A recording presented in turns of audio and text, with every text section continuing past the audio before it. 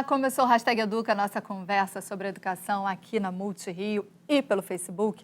Seja muito bem-vindo ao programa. Esse programa é feito com o maior carinho para você, por isso curta, compartilhe, marque os seus amigos, participe. A sua participação é extremamente importante e enriquece aqui sempre a nossa conversa. Se você estiver acompanhando aí o Hashtag Educa pelo conforto de uma tela maior, aí estiver do lado do seu celular, você participa com a gente através do nosso número do WhatsApp, ou se você estiver acompanhando nas redes sociais, pelo Facebook. Coloca aí nas postagens que a gente lê aqui a sua experiência, tira a sua dúvida ao vivo aqui no estúdio. E olha só, o tema de hoje, eu acho que quem nunca escutou isso de alguma maneira, né? Ou de uma avó, da tia ou da própria mãe, não vai sair da mesa enquanto não raspar o prato. Já ouviu essa frase? Pois é. Criar regras de negociação faz parte das relações humanas e quando a gente pensa em pais e filhos, isso vai para além da mesa. A questão é como a relação com a comida e o afeto é construída ao longo dos anos e quais as consequências dessa barganha na obesidade infantil. O estômago de uma criança, por exemplo, comporta a mesma quantidade de alimento que o estômago de um adulto? Estímulo e recompensa, do tipo... Você tem que comer tudo para poder assistir a televisão ou para ficar na internet. Se você não comer tudo, não ganha o sorvete nem a sobremesa que você quer depois. Esse tipo de relação é o melhor caminho? Porque comida também é afeto. Quem conversa conosco sobre esse assunto é a psicóloga Adriana Dacker, terapeuta familiar do Grupo de Obesidade e Transtornos Alimentares, o GOTA, do Instituto de Psiquiatria da UFRJ, da Universidade Federal do Rio de Janeiro, e do Instituto Estadual de Endocrinologia, aqui também no Rio de Janeiro, e Priscila Gil, endocrinologista da Sociedade Brasileira de Endocrinologia e Metabologia e do Serviço de Obesidade, Transtornos Alimentares e Metabologia do Instituto Estadual de Diabetes e Endocrinologia, aqui também no Rio de Janeiro, o IED. Seja muito bem-vinda, Priscila, muito bem-vinda também ao Hashtag Educa. Vamos lá, Adriana, vamos começar perguntando e trazendo, na verdade, para essa questão, alguns números que me chamaram muita atenção quando eu fui fazer esse roteiro. Segundo a Organização Mundial da Saúde, 124 milhões de crianças e adolescentes são obesos em todo o mundo, um aumento de 10 vezes nos últimos 40 anos. Praticamente 1 em cada 5 crianças e adolescentes estão com sobrepeso ou obesos. E aqui, no Brasil, deixa eu só abrir aqui um pouquinho, só no Brasil estima-se que serão mais de 11 milhões de crianças obesas até 2025, que é quase o tamanho da população da cidade de São Paulo. O que está acontecendo para que a obesidade infantil seja considerada no planeta inteiro uma epidemia? Flávia, obrigado pela participação. Eu acho que essa resposta vem a partir daquele início lá que você colocou, né? A forma de educação desde a infância. Vamos voltar àquela primeira colocação. A criança tem que raspar tudo, né, para poder ser presenteada. E nesse momento que desde pequena ela começa a intervir em mecanismos fisiológicos de fome e saciedade, ela deveria nesse momento sentir, perceber a sua fome e a sua saciedade. E não ser estimulada àquela quantidade fixa e grande, como você está falando, que raspar tudo, talvez até do tamanho de um prato de adulto e não do tamanho do estômago dela, que é menor. E ela começa a não perceber essa sensação de fome e saciedade, que é um trabalho que precisa ser feito desde pequena. Então, isso não é um comportamento que as pessoas não costumam fazer e tem que aprender realmente a fazer. Hoje, esse aumento da obesidade, ele está muito relacionado ao sedentarismo, a cada vez ser mais cômodo ficar sentado ver uma televisão, ou um WhatsApp, ou uma tela de tablet. Né? As crianças ficam horas, muitas vezes 5, 6, 7 horas sentadas à frente da TV. Comem sentadas à frente da TV. Não sabem muitas vezes nem em que momento sua fome acabou, sua saciedade chegou, porque estão na frente da TV. Né?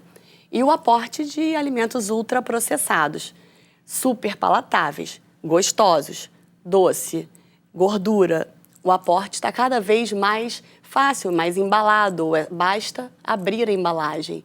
Descascar frutas dá muito mais trabalho. Então, todo esse contexto do sedentarismo com excesso de ultraprocessados acaba por trazer o aumento da obesidade, tanto no Brasil como no resto do mundo, tanto na população infantil quanto na população adulta. Além da genética, do risco genético de já ter a doença. Agora, essa negociação passa pelo que no psicológico da criança? Por aceitação, do tipo, eu preciso... Antes de falar de aceitação, a gente tem um mecanismo aí de estímulo-recompensa que é no cérebro da gente, que é muito ligado, por exemplo, quando você joga e passa de uma fase e alcança determinada fase, né? E isso até vai beirando, no momento de descontrole, vícios, né? Eu queria que a gente falasse um pouquinho disso. Quando você faz esse estímulo-recompensa com comida, quais são as consequências psicológicas na criança? Obrigada pelo convite, Flávia. O que acontece é o seguinte, todos nós, né, precisamos de recompensa, de prazer, é o que move a gente para outra fase, para insistir quando as coisas não estão indo bem.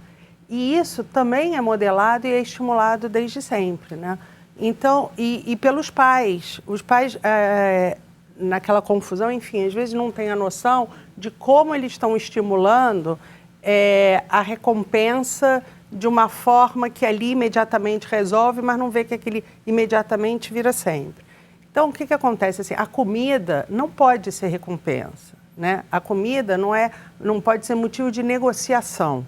A comida é comida, a gente precisa comer para se alimentar. Claro, tem comidas prazerosas, coisas super agradáveis, mas isso não pode estar no centro da negociação, do prazer e da relação dos pais com os filhos ou do grupo, né? A gente tem uma sociedade hoje que tudo de bom que a gente faz, todos os encontros são em volta de uma mesa de comida, né?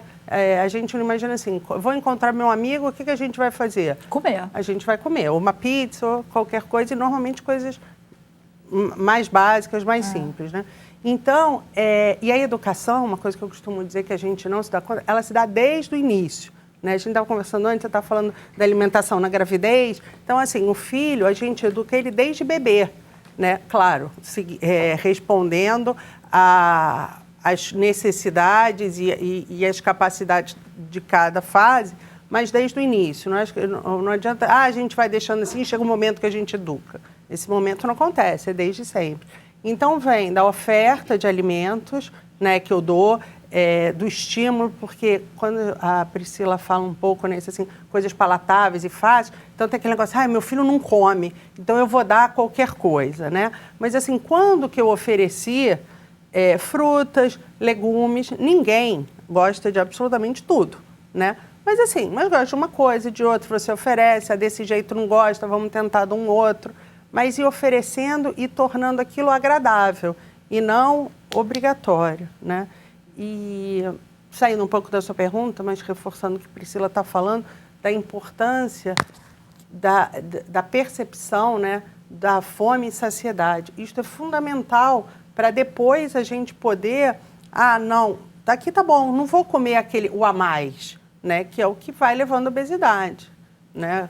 A gente tem... Você está falando um negócio interessante, porque houve uma mudança de paradigma no Brasil. E nesses últimos dias, não sei se vocês viram, acompanharam, mas me chamou muito a atenção, porque quem não sabe quem é Zilda Arnes, né? Quando a gente pensa em nutrição infantil, a gente sabe do trabalho da Pastoral da Criança. E por muitos anos, a Pastoral da Criança combateu a desnutrição no Brasil. E dessa vez a pastoral está preocupada com a obesidade infantil. Então, alguma coisa está acontecendo aqui com a gente, né, que eu acho que acaba sendo uma representação do que está acontecendo no planeta.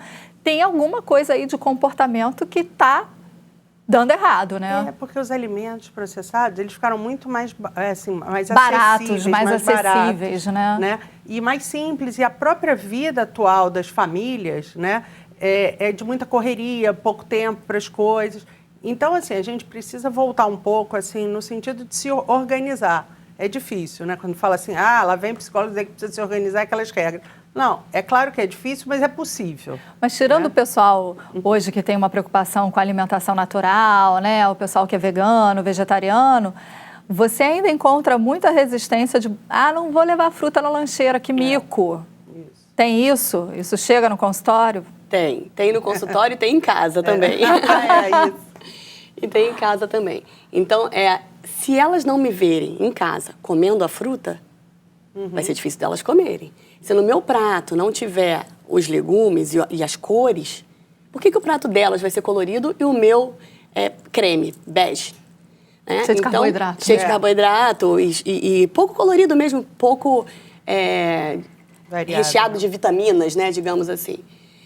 Então, eu preciso ser o exemplo em casa também, né, para as minhas pacientes também. Então, a gente precisa vivenciar também a alimentação saudável para poder transmitir essa informação para o paciente também.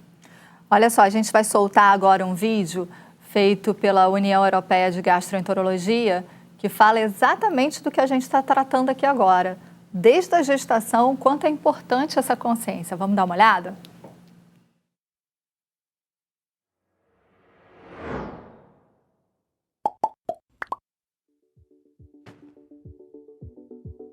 Many health problems are related to poor nutrition and have significant effects on the digestive system. Most of these health problems can be linked to the long-term consumption of sugary and fatty foods, increasing our risk of being overweight or obese. This risk starts before we are even born. When pregnant women consume unhealthy foods containing excess amounts of sugar and fat, they are more likely to have overweight children and develop associated health problems.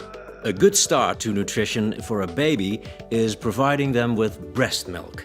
This provides the best source of nutrients and reduces the risk of infection, digestive diseases, and obesity.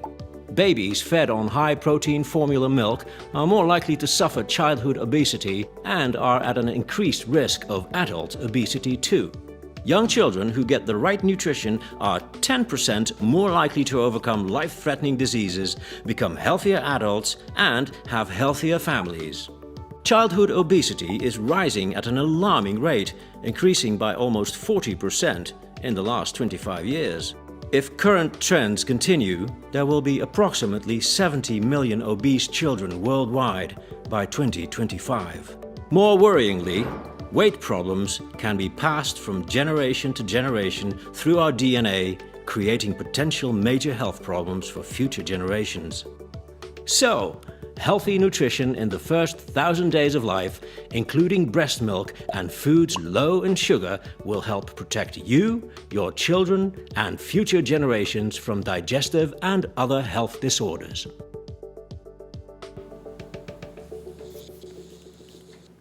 Olha só, a gente atualizou aí para vocês os dados da Organização Mundial da Saúde. Deu para ver que, na verdade, o aumento é muito maior. Então, você sabe que quando eu estava olhando a União Europeia de Gastroenterologia, tinha um outro vídeo que falava assim, que as grávidas geralmente escutam a frase, olha, você tem que comer por 2, tá? Aí come por 2, o que mais que vai adiante nesse momento? O que vai acontecendo da gravidez até o nascimento dessa criança e os primeiros momentos ali, dessa relação de comida e afeto? Durante a gravidez, a Adriana vai falar da parte psicológica, eu vou falar da parte orgânica. Enquanto grávida, você está gerando um embrião, um feto, que aquele seu gene está sendo transmitido. E isso, a gente fala da influência do ambiente e do ambiente da genética junto, a gente chama de epigenética. Quando a gente mistura essas duas coisas acontecendo, então, um ambiente obesogênico, né, uma mãe que já tende a se comportar com uma alimentação mais calórica, numa genética já propícia, se ela está ganhando peso, está engordando, está adoecendo durante a gravidez, se ela engordar, ganhar peso além do necessário para aquele bebê, sim, ela vai estar trazendo para ele uma marcação de risco para a obesidade. Está transmitindo fisiopatologicamente para essa criança um risco de desenvolver obesidade. Então, aquilo que a gente, por exemplo, via no passado, aí, gente, vou falar passado, vou ter que entregar a idade, né? Tenho uns 44 anos, mas a gente escutava, né, que bonito eram as barrigas enormes, que hoje em dia eu sei que é diabetes gestacional, e a criança era muito mais saudável conforme mais dobrinhas ela tivesse mais gordinha, né? Esse parâmetro mudou completamente. A grávida tem que ganhar peso, ela não tem que engordar. É um pouquinho diferente. Ela tem que ganhar peso, sim, porque é o peso da criança, da placenta, do líquido amniótico, natural.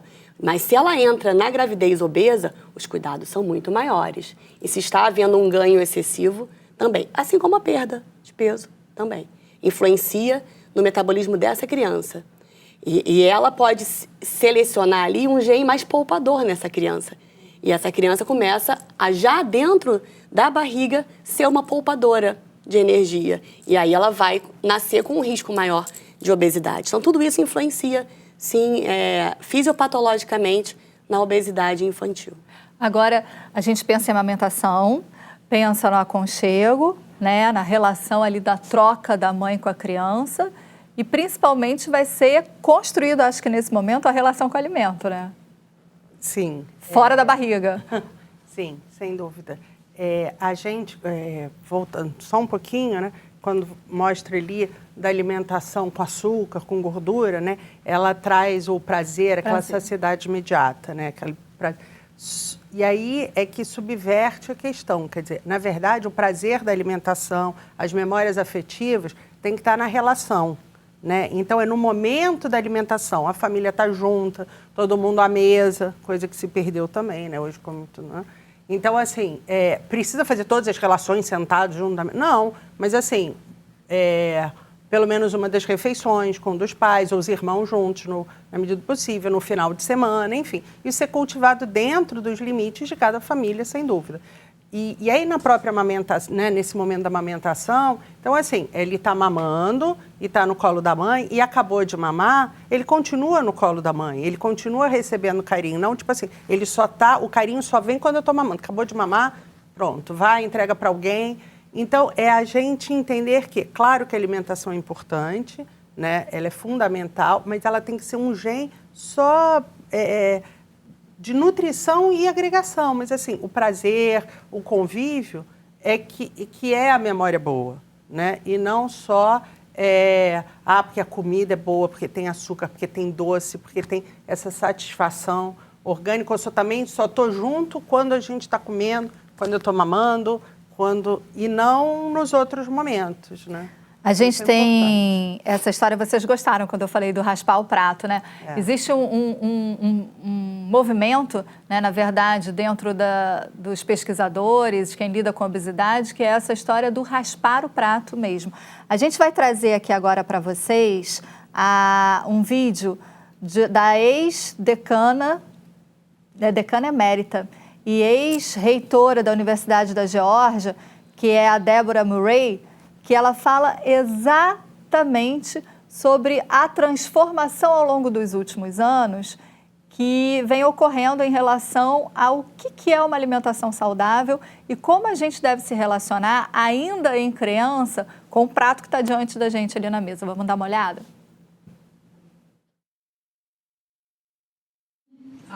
President Truman had the Clean Plate Club in elementary schools. Now, those of my generation, we grew up with clean your plate. Now, we were also told not to snack in between meals, but clean your plate. So, we have to think about really social marketing messages. What are we telling people to do? And if we could all just get on the same page and say the same things. A gente colocou esse trechinho, que é só um trechinho de uma conferência dela, mas para levantar a seguinte questão.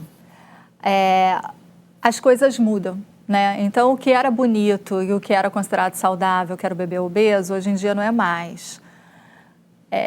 Como que a gente fica nessa relação? E, às vezes, os pais ficam tontos e acabam deixando as crianças tontas também. É bonito ser magro, é o jejum intermitente, eu como de mais ou eu como de menos, de 3 em 3 horas, ou então eu tenho que fazer uma dieta mais rígida. Como é que a gente lida com tanta informação hoje? Ouvindo o comentário dela, eu achei interessante uma seguinte situação. A criança é obrigada a raspar o prato. E ela deveria estar sentindo a percepção da fome, já que ela está criando toda essa percepção. Só que essa mãe, esse pai, que muitas vezes já são obesos e estão criando uma criança que está ficando obesa, não tem percepção de fome e saciedade. Já estão com um déficit dessa percepção. Pela obesidade ser uma doença crônica, de uma inflamação crônica. Hoje a gente sabe que o cérebro fica inflamado, uma região específica, o hipotálamo, fica atordoado, em um processo de inflamação na obesidade. Então, e essa área é responsável pela fome e saciedade. Não estou nem falando de prazer, estou falando de fome e saciedade, essa via só. E ela está inflamada nesses pais. A área de prazer desses pais também pode estar exacerbadamente acentuada mesmo, as ações de recompensa, tá, de prazer com a comida.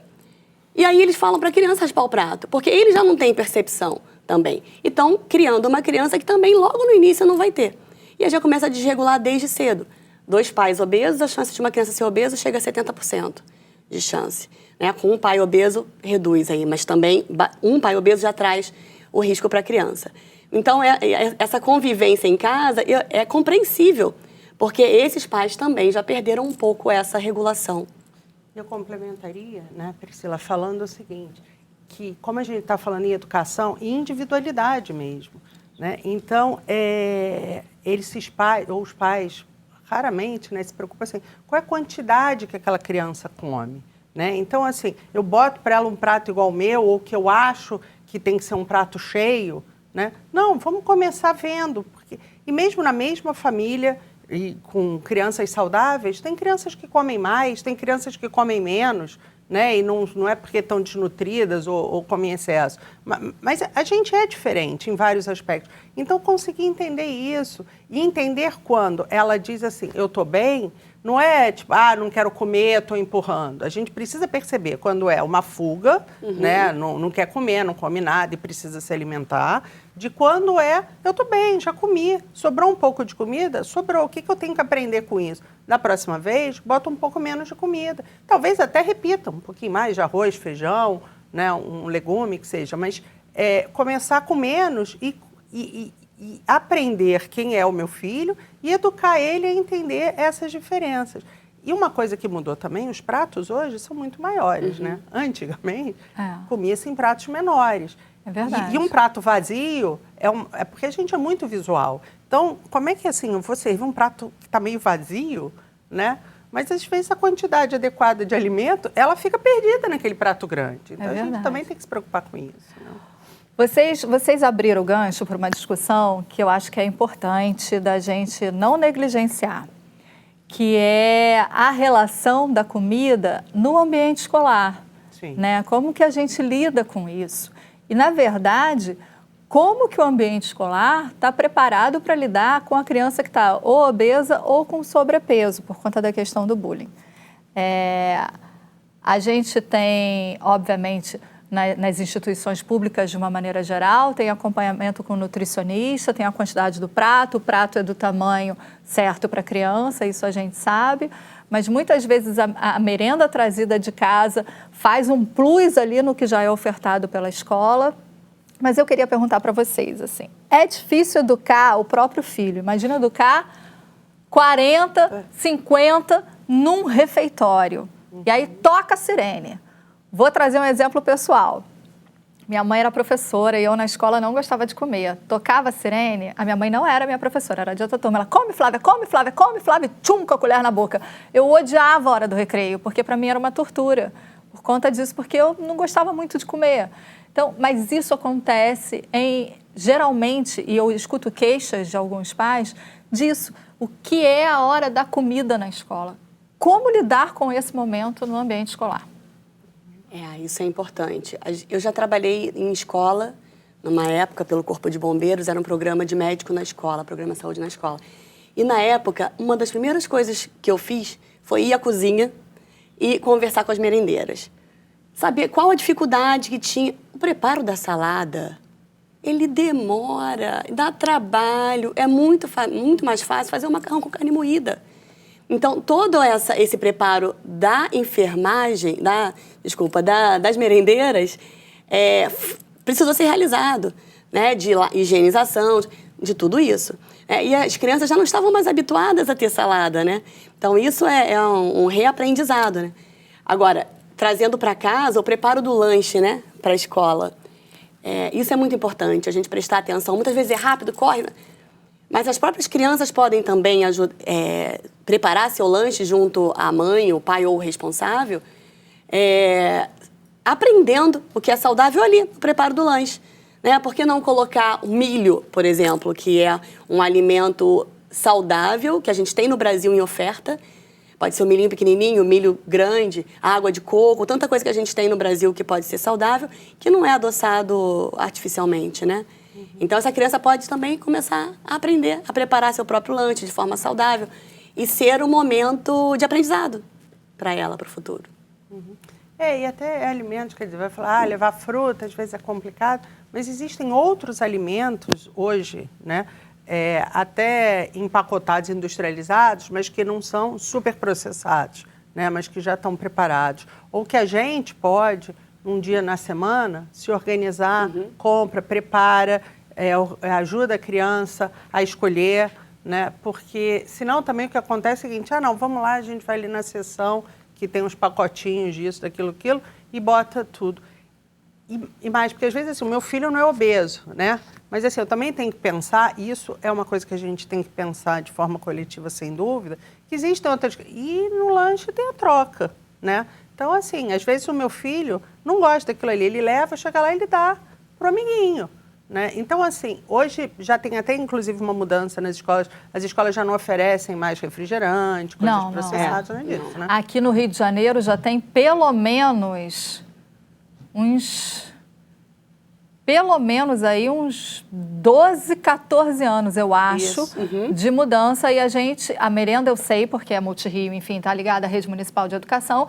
A gente tem todo o acompanhamento do Instituto de Nutrição Anis Dias, né? Então, você tem fruta como sobremesa, você não tem mais cantina na escola, é proibido ter cantina na escola. E tem um trabalho muito legal de um professor, que é o professor Luciano Tadeu de Mendonça, que até mandou um comentário aqui, olha, que tema valioso. O Luciano e outros professores fazem um trabalho de horta escolar. Sensacional. Então, essas crianças, muitas que estão habituadas a comer alimento processado, fora da escola, né, o tempo todo na vida, ali no cotidiano dela, aprendem na escola e levam. Então, o Luciano, quando esteve aqui com a gente, eu vou chamar o Luciano de novo, porque eu queria de novo aquela cesta de presente. Ele trouxe uma cesta hidropônica para mim, um negócio fantástico, cultivado em escola, né? As escolas municipais têm isso. Mas o que eu falo nesse momento, hortas escolares, trabalhos como do professor Luciano e de outros professores que já estiveram aqui também com a gente, ensinam uma alimentação saudável. Mas no mundo de hoje, onde falta tempo para uma série de coisas, como fazer esse momento da alimentação uma alimentação sem pressa, uma alimentação sem cobrança, uma alimentação com afeto, com consciência, como tornar esse momento mais fácil para a criança e criar essa relação família e escola. O momento da alimentação, isso eu aprendi em casa com meus pais, é sagrado.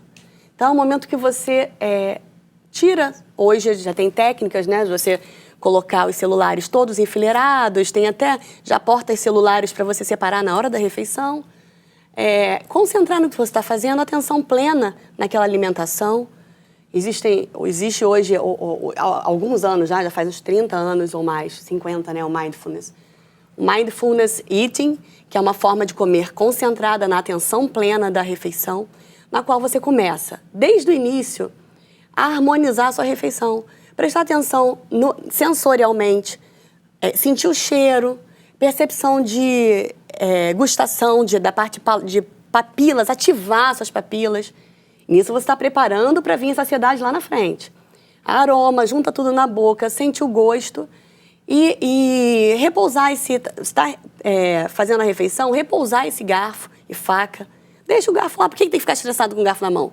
Deixa o garfo lá, mastiga sem o garfo, pega o garfo de novo. Então, tudo isso tem uma técnica a ser explicada, que a gente, às vezes, lá no IED faz em forma de grupo, muitas vezes, para facilitar a explanação para mais 10, 12 pessoas. E, individualmente, também é nossa tarefa falar. Nesse momento, você consegue perceber melhor a sua saciação, que é o início do processo, é antes da saciedade. E ele acontece na mesa, a saciedade acontece depois. Mas na mesa acontece a saciação. Então, seu estômago encheu, você liberou hormônios que vão levar a essa sensação. Se você não estiver prestando atenção nisso, passou. E aí você vai continuar comendo. Tá? E nesse momento não tem estresse, falar de amenidades, né? Isso que eu estava falando. Temas mais leves. Eu acho que assim, o Mindful Eating, esses estudos todos, eles nos ajudam a entender o processo, né? Mas assim, é muito importante a gente entender que a hora da alimentação é a hora de comer, né? Então, assim, a minha relação é com a comida e com aquelas pessoas que estão ali. Então, assim, não é hora de dar bronca, não é hora de cobrança, né? Não adianta eu querer, não, meu filho precisa comer com calma e eu tô aqui no celular e tô estressada e tô falando que eu não sei o quê. Então, assim, é claro que tem momentos que a comida, a gente tem menos tempo para comer e vão ter momentos que a gente vai ter mais tempo, isso sem dúvida. Mas assim, reservar o momento da comida mesmo, sentado. E principalmente o seguinte, quer dizer, tirar uma coisa que muitas famílias ainda fazem, né? É a televisão. Comer em frente à televisão é a pior coisa que você pode fazer para o seu filho. Olha aí, viu? Dicas preciosíssimas. O pessoal já avisou que a gente está estourando aqui o tempo. Estamos na hora do almoço. Então, né? Isso de jeito nenhum. Ele Mas não vai comer mais. Pode assistir, tá? Olha só, obrigada a você pela companhia. Obrigada, Adriana. Obrigada, Priscila, viu? Obrigada por terem vindo. Passou muito rápido o programa. Foi muito. Né? Obrigada mesmo. E olha, a gente vai colocar aí nas postagens os contatos, os projetos. Se você tiver mais alguma dúvida e quiser tirar com as duas, pode, né? Pode, claro. Então tá ótimo. E eu aguardo você no próximo programa. Bom apetite aí para você que está acompanhando a gente na hora do almoço. Até lá no próximo programa. Tchau.